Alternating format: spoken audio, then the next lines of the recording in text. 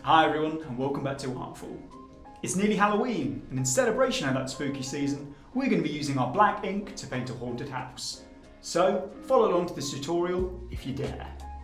For our last two ink tutorials where we drew a building with a water brush, the links for those will both be in the description. The line was a bit more graphic, whereas for this tutorial I wanted it to be a bit more painterly. I'm painting an abandoned house that I found in a woodland. There's all sorts of scary stories about this place, ranging from headless horsemen to ghostly women going through the woodlands at night. It's great. I feel like no matter where you are in the world, be it the town, city or even country, there's always that one house that doesn't really fit in that's got loads of local legends around it. So for this tutorial, either pluck a haunted house out of your imagination or draw from reference from one of these old houses. And as ever, if you did follow along to this tutorial, then please let me know by tagging me on Instagram at Artful Box. Why not include a local ghost story this time as well and try and scare me? It won't take a lot to scare very easily. To begin with, I'm lightening our black ink with a bit of water and using a flat edged paintbrush to try and get the sharp corners and flat edges. These flat edge paintbrushes are really helpful for drawing things like buildings. And don't worry if your straight lines aren't particularly crisp, because at the end of the day you're drawing a haunted house and some crooked lines might give it a bit of character. I'm trying to paint this house relatively quickly as I'd like the inside of the house to be the same, if not a similar colour, to the line work of the outline of the house.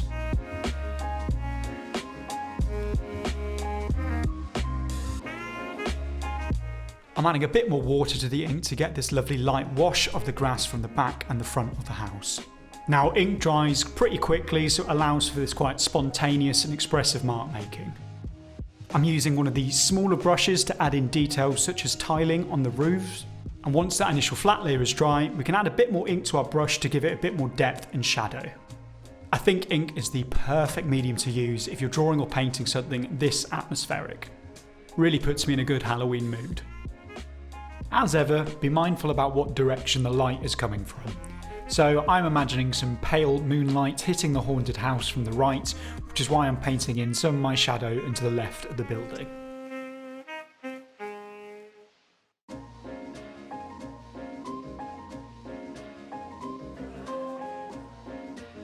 Sorry that the camera keeps moving. I think all of this talk about ghosts is let in the local poltergeist.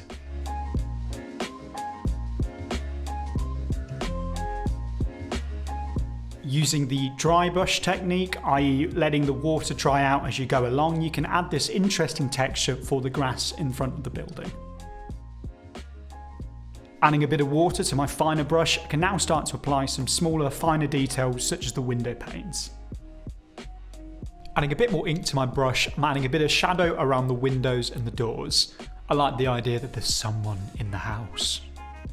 I'm not using an awful lot of water on my brush here, so the ink that I'm putting down is actually drying very quickly, which allows me to go back into the work I've already made and add more detail. Adding lots of different layers on top of each other to me helps the house feel a bit more 3D. So initially my plans for the background were to have some dead autumnal trees behind the haunted house, but I changed my mind and I thought of a much more fun way to approach this.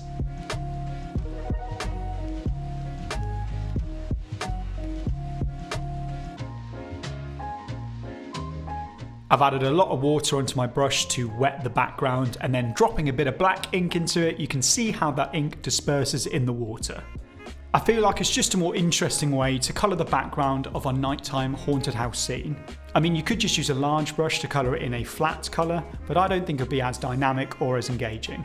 And whilst you still can add a bit more extra detail just as you see fit, there's our ink painting haunted house pretty much finished. This took me around half an hour to paint and I used 2 brushes and 1 colour.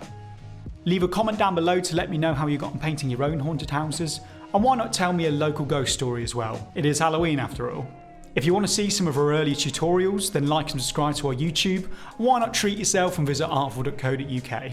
You're not going to want to miss next week's tutorial. It's another Halloween based one, and if you like carving pumpkins, I'm pretty sure you're going to like carving lino. Thank you very much again for watching, and I'll hopefully see you soon.